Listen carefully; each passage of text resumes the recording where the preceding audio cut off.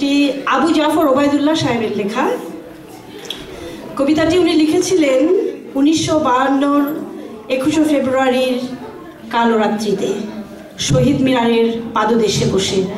আপনারা যারা বাংলাদেশে তারা তো অবশ্যই জানেন, আর যারা কলকাতা তারাও অনেকেই হয়তো জানেন যে এটা রাষ্ট্রভাষার আন্দোলন ছিল এবং সেখানে বেশ ছাত্র এবং জনতা আত্মাহুতি দিয়েছিলেন এবং রাতারাতি তখন কারফিউ চলছিল ঢাকায় এবং রাতারাতি ছাত্ররা ঢাকা মেডিকেল কলেজ প্রাঙ্গণে একটা শহীদ স্মৃতিসৌধ গড়ে তোলেন। অবশ্য পরদিনই পাকিস্তান সরকার, তদানীন্তন পাকিস্তান সরকার ওটাকে ঘুরিয়ে দেন।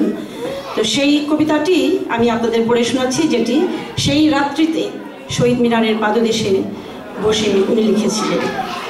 আমি আশা করি আপনাদের ভালো লাগবে। কুমড়ো ফুলে ফুলে নুয়ে পড়েছে লতাটা, সজনে ডাঁটায় ভরে গেছে গাছটা, আর আমি ডালের বড়ি শুকিয়ে রেখেছি। খোকা তুই কবে আসবি, কবে ছুটি?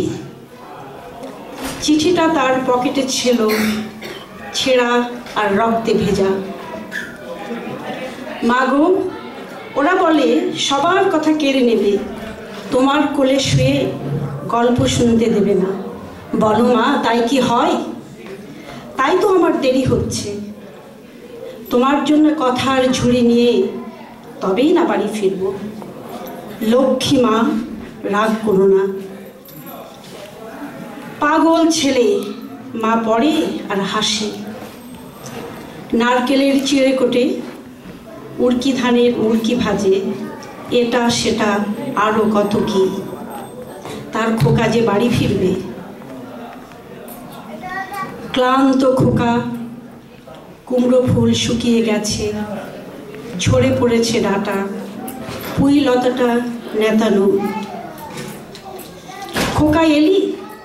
ঝাপসা চোখে মা তাকায় উঠোনে উঠোনে, যেখানে খোকার সব শকুনিরা ব্যবচ্ছেদ করে।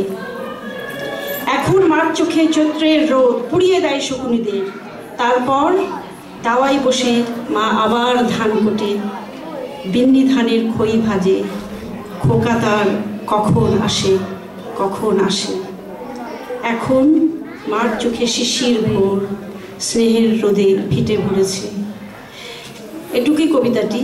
এটা খুবই ইমপ্রেসিভ যে শুধু আমরাই না, আমরা এত বছর বাইরে আছি, টুম্পা এত বছর ক্যানাডাতেই হয়তো জন্ম, এবং এমনকি তার পরের প্রজন্মও বাংলায় মানে গান গাচ্ছে, কবিতা আবৃত্তি করছে, মানে বাংলাদেশের গানকে কেন্দ্র করে নাচছে।